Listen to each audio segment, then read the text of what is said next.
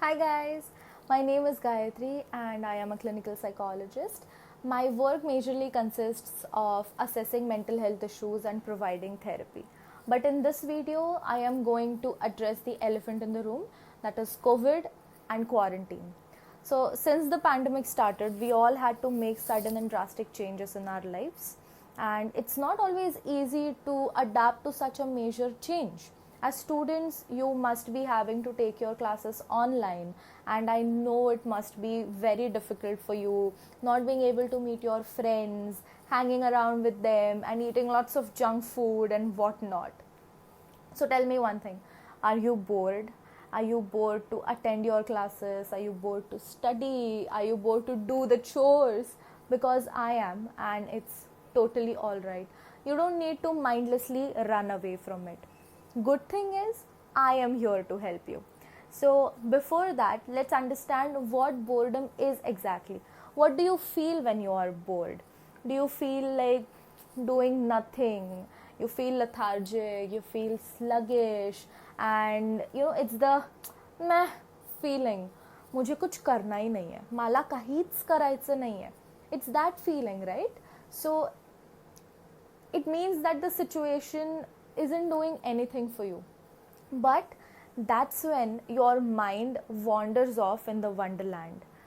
The thing that you have to remember is you can't force yourself to be productive, you can't force yourself to be creative.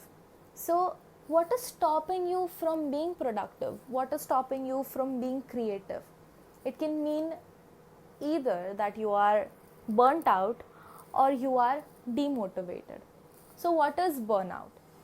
Burnout is basically when you are constantly working with little or no breaks. So, how do you know that we are burnt out? You have to look for the signs. The signs of the burnout are you feel demotivated, you are irritable, you are angry, or you can't sleep properly, or you sleep way too much. So the thing that you have to do is you have to look for the signs, and the best way to cope up with burnout is change. Do something that makes you happy. Do something that you have always wanted to do, and now that you have time to do that, you can draw, you can sing, you can cook, or you can do anything. You can watch movies, whatever. But there's a huge but. You have to do all these things along with the classes and not instead of classes. Classes bunk nahi karne hai. So you have to attend the classes and you have to avoid the burnout. And I know that Zoom classes are not ideal. Actual classes ko tod nahi hai. So when you go to school, it's not just teacher teaching you and you sitting in the classroom. School is much more than that. School is sitting beside your bench partner, eating from your friend's lunchbox, calling your friend a night before exam, asking them to explain a topic to you, pulling all-nighters. That is school. But Zoom classes is the need of the time. And so allow me to make things little bit easier for you. Let's get technical now. When you are attending a Zoom class, you can hear your teacher and you can see your teacher, right? So when you hear something, your auditory system is at work, and when you see something, your visual system is at work. There are different types of learners. There are auditory learners, there are visual learners, there are kinetic learners. So auditory and visual learning styles is what we are going to focus on as of now. Auditory learners understand things better when something is explained to them orally, whereas visual learners learn things by looking at something. So if they see flow charts, if they see pie charts, if they see flashcards, that is how they are better able to understand things. So you have to figure out what kind of a learner you are, and that is how you are going to use the tips that I am going to share with you now. So for auditory learners, what you have to do, you have to listen carefully and attentively. And when you are making notes, keep your notes brief. You don't need to have lengthy notes. Understand the topic, don't rote learn. Understand the topic and recite it, talk it out loud so that you can hear the words, you can listen to yourself.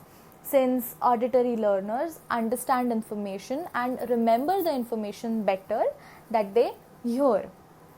For visual learners, create visual aids, have flowcharts, have flashcards, use highlighters, make your notes as attractive as it is possible with colorful pens. So the visual aid or the visuals are connected to the information, and that will help you remember the information even more better.